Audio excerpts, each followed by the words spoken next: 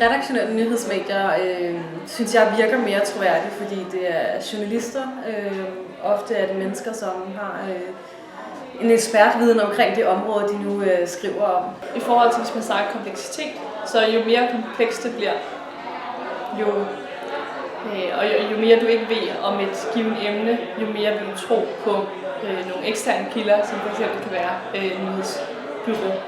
Hvis vi siger Jyllands-Posten Berlingske, som kan gennemarbejde lidt mere og teste historierne og udarbejde noget mere på dem, de kan også vinkle dem bedre, hvor nu de korte aviser, de jo ofte bare tager direkte den pressemeddelelse, de får fra Ritzau eller Reuters og trykker det ind.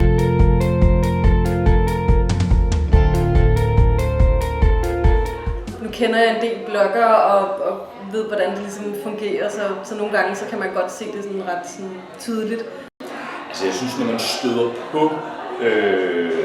også artikler i aviser, men også på de sociale medier, jeg synes ofte, det er meget tydeligt at se det sponsoreret.